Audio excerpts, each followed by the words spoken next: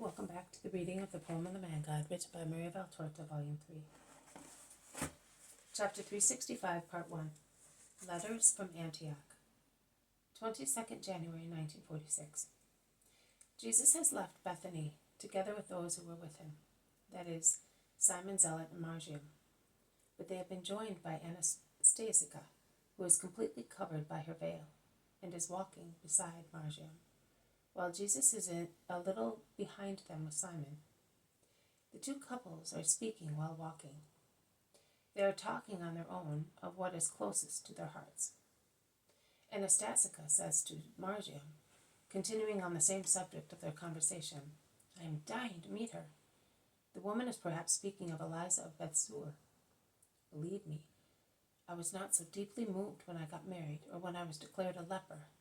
How shall I greet her?"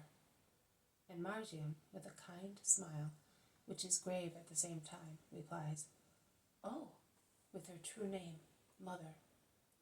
But I do not know her. Is that not too familiar? After all, who am I as compared with her? What I was last year, nay, you are much more than I was. I was a poor, dirty, frightened, coarse little orphan. And yet, from the very first moment, she always called me son. And she has been a real mother to me. Last year I was trembling with excitement, waiting to see her. But when I saw her, I no longer trembled.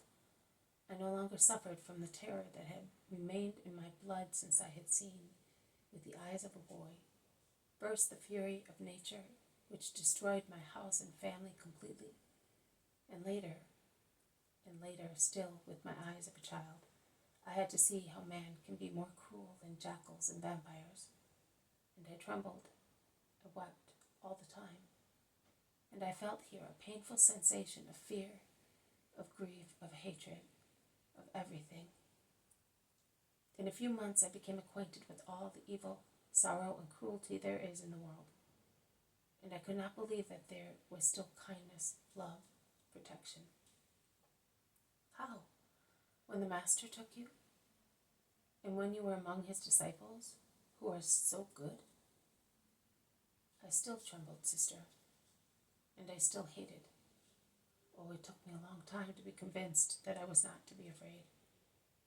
And it took even longer to be able not to hate those who had made my soul suffer by acquainting it with what man can be, a demon clad as a beast. One does not suffer without long-lasting consequences, particularly when one is a child.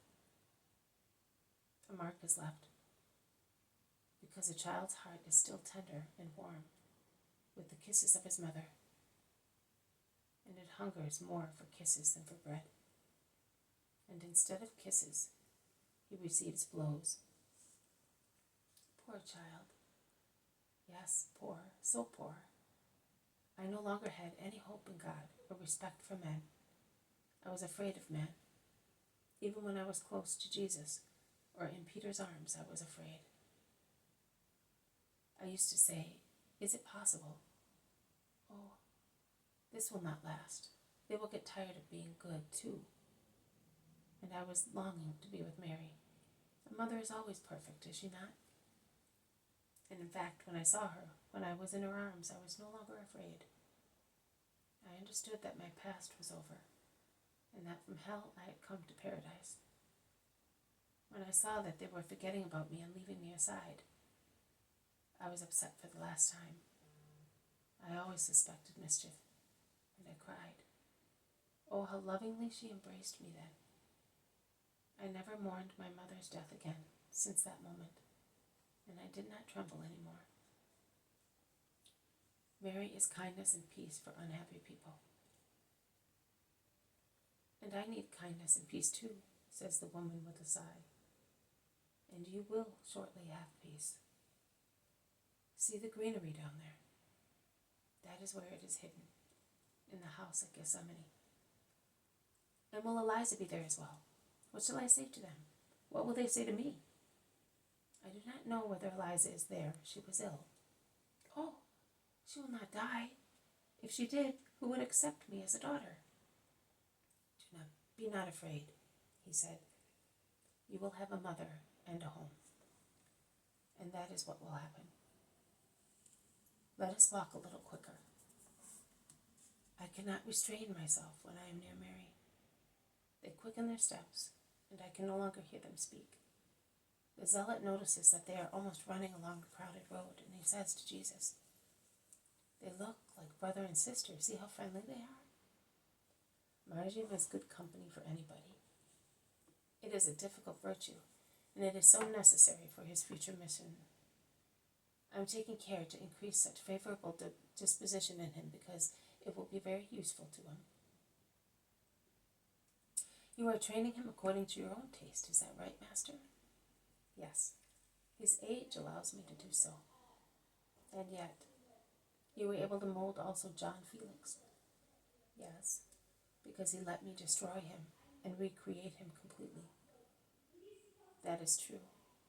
I have noticed that the greatest sinners, once they turn, exceed in justice us who are relatively guilty. Why? Why? Because their contrition is proportionate to their sin. Immense. Consequently, it crushes them under the millstone of sorrow and humility. I have my sin constantly in mind, says the psalmist. That keeps their spirit humble. It is a good remembrance when it is joined to hope and trust and mercy. Half perfections, and even less than half, very often come to a stand, because they are not spurred by the remorse of having committed grave sins, and by the necessity of making amends in order to proceed towards true perfection. They stagnate like still waters, and they are satisfied because they are clear. But even the clearest water will become slimy and foul, unless motion purifies it of the particles of dust and rubble that the wind blows into it. And are the imperfections which we have allowed to exist and persist in us dust and rubble? Yes, Simon, you are still too stagnant. Your movement towards perfection is almost imperceptible. Do you not know that time flies? Do you not consider that in the time which is left, you ought to strive to become perfect? If you do not possess the strength of perfection, to be achieved by means of a firm will in the time which is still left, how will you be able to resist the storm that Satan and his followers will raise against the Master and his doctrine? The day will come when you will be completely bewildered, and you will ask yourselves, why are we utterly overwhelmed, since we were with him for 3 years? The answer is within you, in your behavior. He who strives more to become perfect in the time still left will be more able to remain faithful. 3 years. So, oh my Lord, so shall we be losing you next spring? These trees have their little fruits, and I will taste them when they are ripe. But after the fruit of this year, I shall not taste the new crop. Do not be distressed, Simon. Distress is sterile. Strengthen yourself in justice, in order to be able to be faithful at the dreadful moment. Yes, I will, with all my strength. Can I tell the others as well, so that they may be prepared too?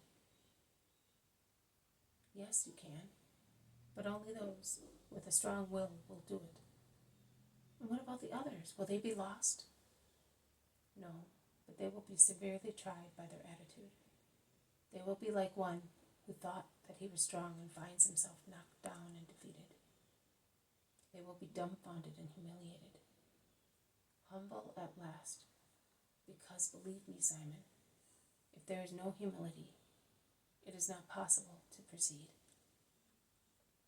Pride is the stone on which Satan's pedestal stands. Why keep it in your hearts?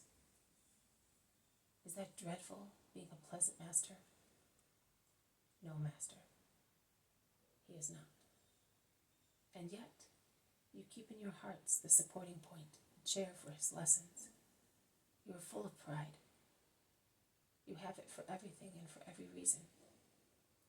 You are even proud of being my disciples. But how silly of you. Does the comparison of what you are with him who chose you not cure you? Not because I called you, you will be saints. It will depend on what you have become after my call. Holiness is a building that each one builds by himself. Wisdom can teach him the method and plan, but it is up to you to do the material work. This has been a reading from the poem of the Man God, written by Maria Valtorta, Volume 3, Chapter 365, Part 1, Letters from Antioch. Thank you for listening. I will see you tomorrow. May God bless you, and may peace be with you.